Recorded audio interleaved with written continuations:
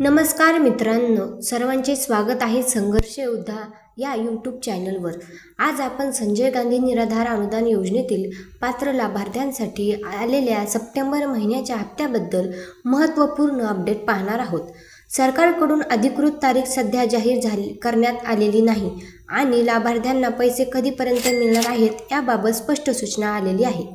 चला तर मग व्हिडिओला सुरुवात करूया। चॅनलवर नवीन असाल तर सबस्क्राईब करून ठेवा, जेणेकरून योजनेतील पुढील सर्व लेटेस्ट अपडेट वेळेवर पाहायला मिळेल। चला तर जाणून घेऊया सप्टेंबर हप्ता का उशिरा झाला।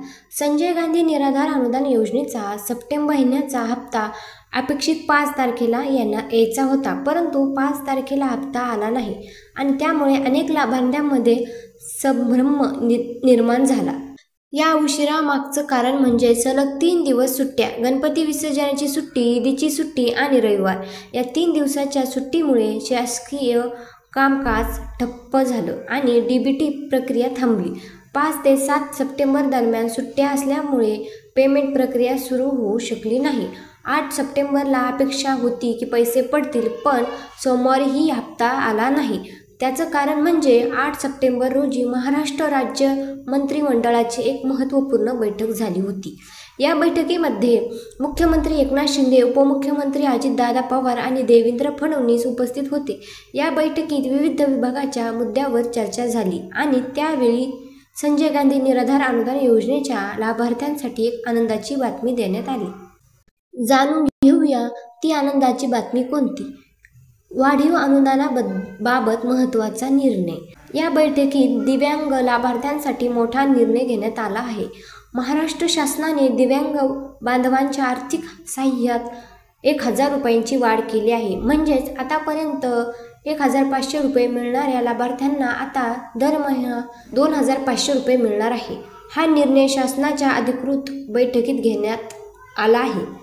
तथापि हा वाढीव हप्ता सप्टेंबर महिन्यात सर्वांना मिळणार नाही, फक्त दिव्यांग लाभार्थ्यांनाच हा वाढीव हप्ता लागू होईल।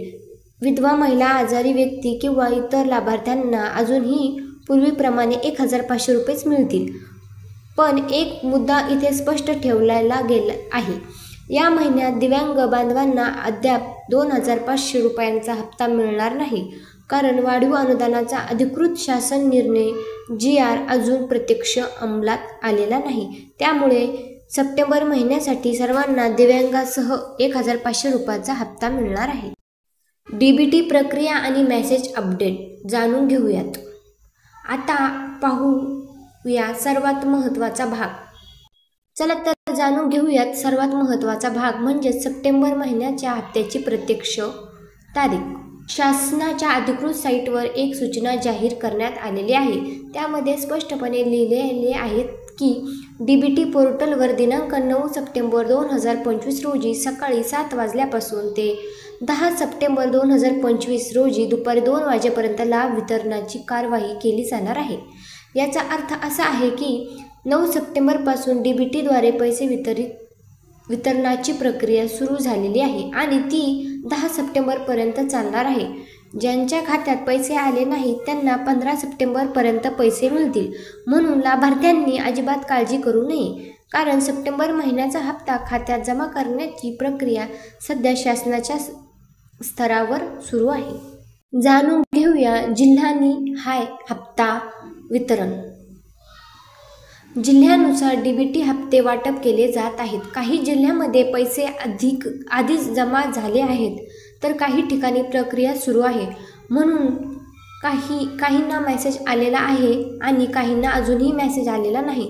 ही सामान्य प्रक्रिया आहे। प्रत्येक वेळी सर्वांना एकाच वेळी पैसे पडत नाहीत। ज्यांना अजूनही मेसेज आलेला नाही त्यांनी फक्त थोडा संयम ठेवा, कारण 15 तारखेपर्यंत सर्वांच्या खात्यात पैसे जमा होणार आहे। सर्वात महत्त्वाची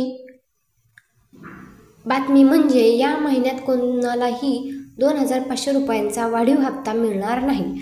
सर्व लाभार्थ्यांना सप्टेंबर महिन्यासाठी 1500 रुपयेच मिळतील। वाढीव अनुदानाचा शासन निर्णय अजूनही अंमलात आलेला नाही, तो पुढील महिन्यापासून लागू होईल अशी शक्यता आहे। शेवटी महत्त्वाचा निष्कर्ष म्हणजे संजय गांधी निराधार अनुदान योजनेचा सप्टेंबर महिन्याचा हप्ता 9 सप्टेंबरपासून वितरणास सुरुवात झाली आहे।